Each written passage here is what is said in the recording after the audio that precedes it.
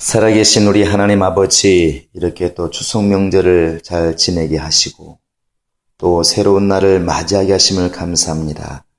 하나님이 이 날에도 우리 교회가 또 우리 모든 성도들의 심령을 하나님이 헤아리시고 살피셔서 우리가 입술로 기도하고 마음으로 기도하고 영으로 기도하는 것 모든 것 위에 우리의 필요를 아신 우리 하나님께서 넉넉하게 응답해 주어서 정말 주의 응답으로 우리가 기쁨으로 충만하게 도와주시고 우리의 마음과 우리 뜻대로 행동하는 날이 아니라 하나님의 뜻이 우리를 통하여 이루어지는 복된 날이 될 수 있도록 역사하시고 인도하여 주시옵소서. 감사하고 예수님의 이름으로 기도합니다. 하늘에 계신 우리 아버지여, 이름이 거룩히 여김을 받으시오며 나라 임하옵시며 뜻이 하늘에서 이룬 것 같이 땅에서도 이루어지이다. 오늘날 우리에게 일용할 양식을 주옵시고 우리가 우리에게 죄 지은 자를 사하여 준 것 같이 우리 죄를 사하여 줍시고 우리를 시험에 들게 하지 마옵시고 다만 악에서 구하옵소서. 나라와 권세와 영광이 아버지께 영원히 있사옵나이다. 우리 하나님의 말씀은 요한복음 19장 30절 한 절을 같이 읽겠습니다. 요한복음 19장 30절입니다.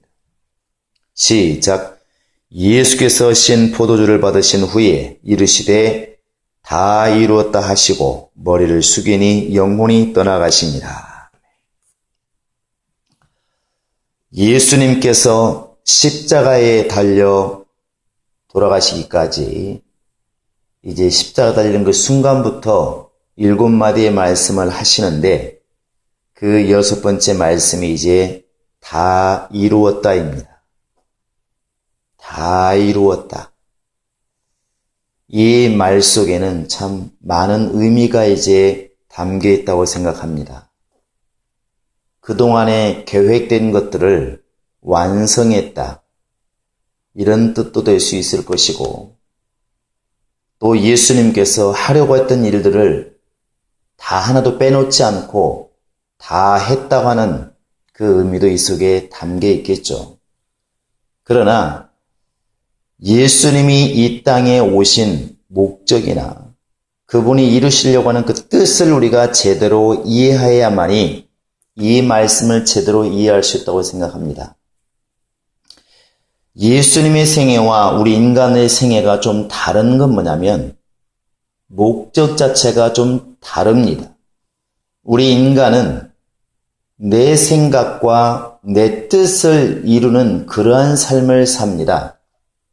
그래서 내가 하고 싶은 것, 내가 좋아하는 것, 해야만 하는 것들을 이렇게 우리는 하고 삽니다. 그러나 예수님의 생애는 우리가 공생애라는 말을 쓰는 것처럼 자기가 원하는 것, 자기가 기뻐하는 것, 자기가 계획하는 그러한 삶이 아니라 아버지께서 이루라고 하신 그 일, 자기를 보내신 이의 그 뜻이 분명히 있는데 그 뜻을 이루기 위한 그러한 삶을 살았다는 것입니다. 달리 말하면 자기의 인생을 산 것이 아니라 아버지 뜻을 이루기 위한 타인의 삶을 이렇게 살았다고 볼 수가 있는 것입니다. 그래서 요한복음 6장 38절에 보시면 내가 이 땅에 온 것은 내 뜻을 이루려 함이 아니라 나를 보내신 이의 뜻을 이루려고 내가 이 땅에 왔다. 이렇게 말씀하십니다. 바로 자기의 생각, 자기가 원하는 것을 하려고 이 땅에 온 것이 아니라 아버지의 생각, 아버지의 뜻, 아버지의 계획을 이루려고 내가 이 땅에 왔다는 것입니다. 우리가 이것을 먼저 염두에 두어야만이 다 이루었다고 하는 것을 갖다가 오해하지 않고 우리가 제대로 알 수가 있는 것입니다. 이 다 이루었다는 이 말 속에는 바로 그 전에 예수님이 이 땅에 오시면, 곧 메시아가 오시면 이러한 일을 할 것이다 하는 예언들이 구약에 많이 나와 있습니다. 우리는 그것을 갖다가 옛날 약속이라 말합니다. 구약이라 이렇게 말하죠. 히브리서 1장 1절에 나와 있는 것처럼 여러 선자들이 바로 여러 부분과 여러 모양으로 말씀하신 그 모습, 메시아에 대해서 계속 말씀했던 이사야는 이사야대로, 예레미야는 예레미야대로, 에스겔은 에스겔대로 이런 예언된 모습들이 있는데 그 많은 예언들의 모습들을 예수님이 바로 이 땅에 오셔서 사는 날 동안에 다 이렇게 완성하신 것입니다.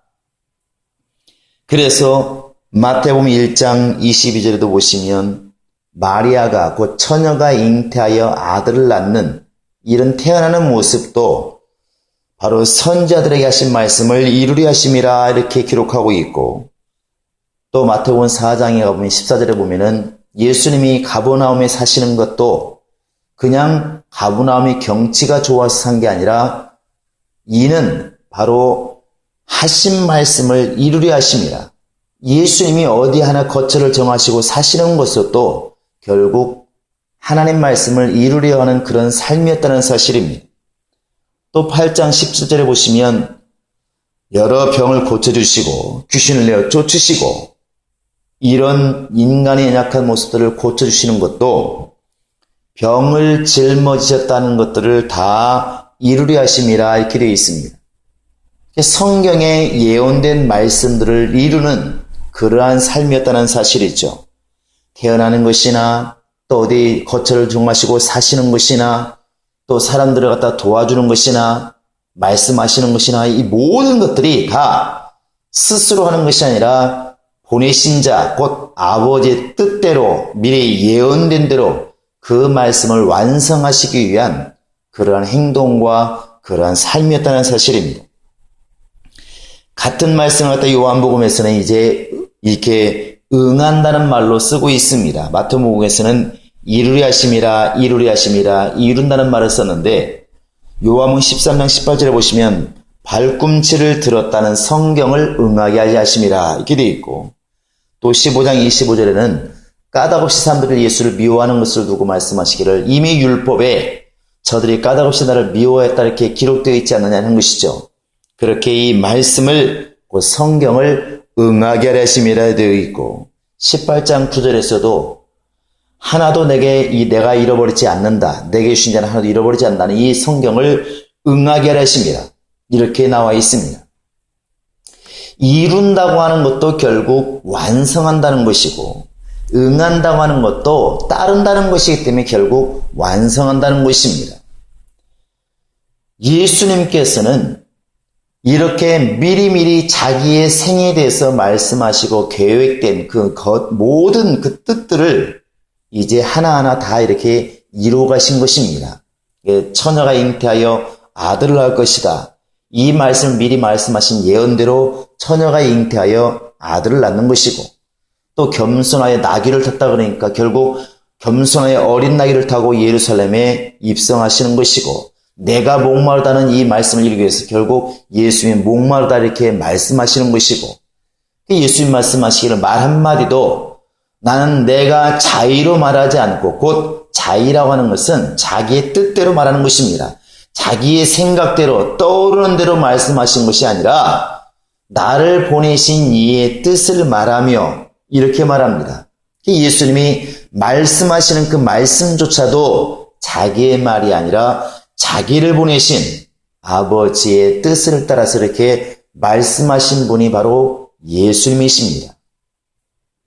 예수님이 이렇게 다 이루었다 이 말씀하시는 이 말 속에는 아버지께서 자기를 보내시는 그 모습, 또 자기를 통해서 이룬다고 말씀하신 그 모든 예언된 약속들, 또 예수를 통해 주신 모든 일들, 이런 것들을 다 하나도 빼놓지 않고 완성했다고 하는 승리의 외침인 것입니다. 다 이루었다.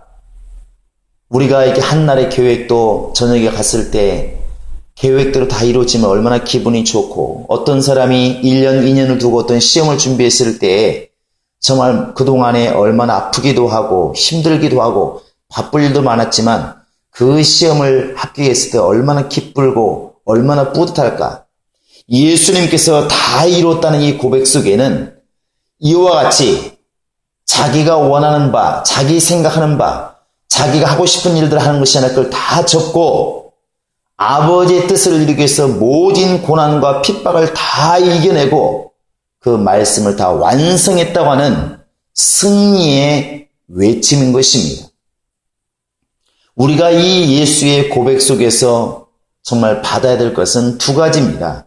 하나는 이렇게 자기의 원하는 바, 자기의 생각대로 살지 않고 아버지의 생각을 쫓아 그 뜻을 이루기 위해서 죽기까지 복종하셔서 결국 우리에게 구원의 길을 열어주신 그 예수님의 그 은혜를 이 고백 속에서 우리는 느껴야 되어서 일생 동안 감사하는 자가 되는 것이 우리가 받아야 될 바로 조건이고, 또 하나는 이와 같이 다 이루었다는 이 고백이 결국 이제는 우리의 숙제 아니겠습니까?